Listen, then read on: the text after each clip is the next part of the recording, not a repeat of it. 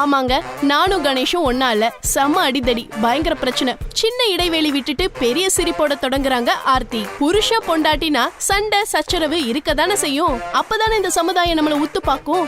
அமைதியா இருந்தா அட அவங்களுக்கு என்ன, நல்லா தானே இருக்காங்கன்னு விட்டுருவாங்க. நான் தனியா எங்கேயாவது போகும்போது கணேஷ் எப்படி இருக்காரு அப்படின்னு யாராவது என்கிட்ட கேட்டா, அவர் எப்படி இருக்காருன்னு யாருக்கு என்ன தெரியும் அப்படின்னு சொல்லிடுவேன். அப்பதானே எங்களை பத்தியே யோசிச்சுட்டு இருப்பாங்க. இப்போ டைவர்ஸ் தாங்க ட்ரெண்டே.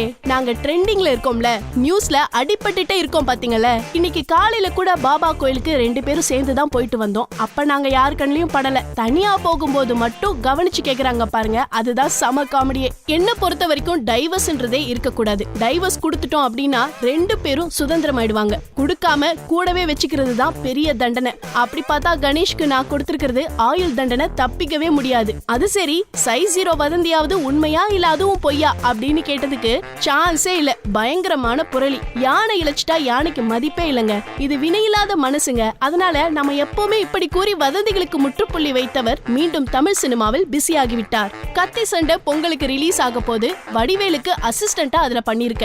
ஜீவா கூட ஜெயிக்கிற குதிரை பண்ற. மலையாளத்துல 3 படங்கள் போயிட்டு இருக்கு. விஜய் டிவில கலக்க போவது யாருன்ற ரியாலிட்டி ஷோல ஜட்ஜாவும் வரப்போற. தமிழுக்கு வந்த திரைக்கு வராத கதை படத்தோட மலையாள வெர்ஷன்ல நடிச்சிருக்கேன். அதுலயே 1 வருஷம் போயிடுச்சு. அதனால தமிழ்ல ஒரு சின்ன இடைவேளை வந்துருச்சு. எனக்கு எத்தனை படங்கள் பண்றோன்றது முக்கியம் கிடையாது. சும்மா ஹீரோயின் ஃப்ரெண்ட் கேரக்டர், ஹீரோ ஹீரோயினை சேர்த்து வைக்கிறது, இந்த மாதிரி விஷயத்த பண்றதுல எனக்கு ஆர்வமே கிடையாது. அதனால எனக்கு முக்கியத்துவம் இருந்தா மட்டும்தான் நடிக்கிறேன். காமெடி தான் என்னுடைய சாய்ஸ். அதுலயும் எனக்குன்னு சில கொள்கைகள் இருக்கு. டபுள் மீனிங் டைலாக பேச மாட்டேன். நான் இருக்கும்போது யாராவது டபுள் மீனிங்ல பேசினாலும் பேசாதீங்க அப்படின்னு சொல்லிடுவேன். பெண்களை அவமானப்படுத்துறதோ கலாய்க்கிறதோ எனக்கு பிடிக்கவே பிடிக்காது. அது மட்டும் இல்ல, என்னை பத்தி யாராவது கிண்டலோ கேலியோ செஞ்சா கூட அதை பத்தி நான் கண்டுக்கிறதே கிடையாது.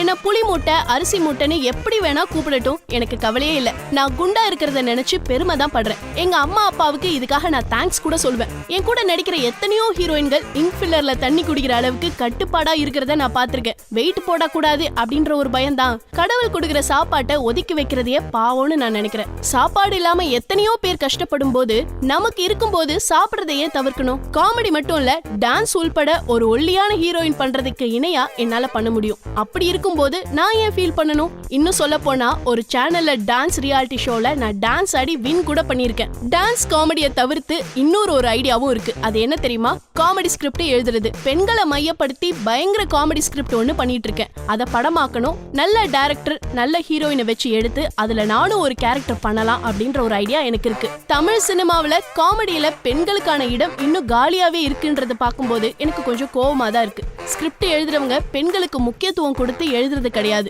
ஒரு டைரக்டர் காமெடியனோட கால் ஷீட் கிடைச்சிடுச்சுன்னா 10 சீன் நீங்களே உங்க டீமை வச்சு காமெடி ட்ராக் எழுதிக்கோங்க அப்படின்னு சொல்லிடுறாங்க. எந்த காமெடியனுக்கும் தான் கூட நடிக்கிற பெண் காமெடியனுக்கு வாய்ப்பு கொடுக்கணும்ன்ற எண்ணம் கிடையாது. அவங்க நம்மள ஓவர்டேக் பண்ணிடுவாங்களோன்ற பயம் தான் இருக்கு. பெண்களுக்கு முக்கியத்துவமே கிடையாது. கேட்டா பெண்களுக்கு நகைச்சுவை உணர்வு கம்மி அப்படின்னு சொல்றாங்க. நானே பர்சனலா பல முறை இந்த அனுபவங்களை சந்திச்சிருக்கேன். ஷூட்டிங் வரைக்கும் போயிட்டு மேக்கப் எல்லாம் போட்டுட்டு அதுக்கப்புறமா கேரவேன்ல இருந்து இறங்கி வந்ததெல்லாம் நடந்திருக்கு. அப்ப கூட எனக்கு கோவம்லாம் வராது. பரவாயில்ல, நம்ம பார்த்து ஒரு பயம் இருக்கட்டும் அப்படின்னு நினைப்பேன். கடவுள் எல்லாருக்குமே ஒரு நாள் வச்சிருப்பார். எனக்கும் அப்படி ஒரு நாள் வரும். காமெடியை பொறுத்த வரைக்கும் என்னுடைய மிகப்பெரிய இன்ஸ்பிரேஷன் அப்படின்னா மிஸ்டர் பீனும் நடிகர் கமலஹாசனும் தான். என்னுடைய வாழ்க்கையில எனக்குன்னு ஒரு தெளிவையும் பக்குவத்தையும் கொடுத்த படம்னா அது படிக்காதவன் படம் தான். படிக்காதவன் படத்துல அருக்காணி கேரக்டரை என் வாழ்க்கையில மறக்கவே முடியாது. ஒரே ஒரு சீன் தாமா, தனுஷ் பொண்ணு பார்க்க வருவாரு, நீங்க வந்து நடிக்கணும், பாட்டு பாடிட்டு வெக்கப்படணும், அவ்வளவுதான் அப்படின்னு சொல்லிட்டாரு டைரக்டர் சுராஜ். ஒரே ஒரு சீனா? அதுக்கு நான் எதுக்கு சார் அப்படின்னு கேட்டேன். ஒரு சீன் தானாலும் உன்னால நிறைய ஸ்கோர் பண்ண முடியுமா, நிச்சயம் பண்ணு அப்படின்னு சொன்னாரு. நான் என்ன பண்ண போறேன்னு யாருக்குமே தெரியாது. டேக்கும் போயிட்டாங்க. பாட்டு பாடிட்டு தனுஷ் சார் கண்ணத்துல இடிச்சுட்டு ஓடி வர மாதிரி பண்ண. அந்த ஷாட் முடிஞ்சதும் மொத்த கூட்டமுமே ஆச்சரியமா பார்த்தது. தனுஷ் சார் கை தட்டி பாராட்டினாரு. இன்னைக்கு இருக்கிற சினிமாவில சக நடிகர்களை பாராட்டுற மனசு எல்லாருக்கும் வரவே வராது. தனுஷ் சாருக்கெல்லாம் என்ன பாராட்டணும்னு எந்த அவசியமும் இல்ல.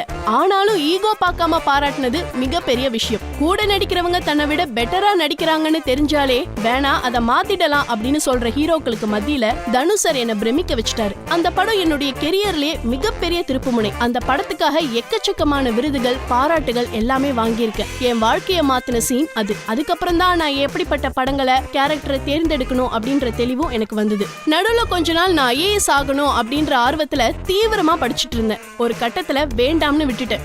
எத்தனையோ டாக்டர்கள் டாக்டர்களும் இன்ஜினியர்களும் சினிமாவை தேடி வந்துட்டு இருக்கும்போது எனக்கு தானா கிடைச்ச சினிமா துறைய ஏன் விடணும் அப்படின்னு நினைச்சேன். அதையே எனக்கான அடையாளமா மாத்திக்கிட்டேன். சினிமாவில நடிப்பை தவிர நிறைய விஷயங்கள் பண்ணணும்னு ஆசை. என் குருநாதர் பாக்கியராஜ் சார் மாதிரி நல்ல ஸ்கிரிப்ட் எழுதணும்னு ஆசை. ஆஸ்கர் வாங்கணும்ன்ற அளவுக்கு நிறைய கனவுகள் இருக்கு அப்படின்னு தன்னுடைய கனவு பட்டியல்களை அடுக்கி வச்சாங்க ஆர்த்தி.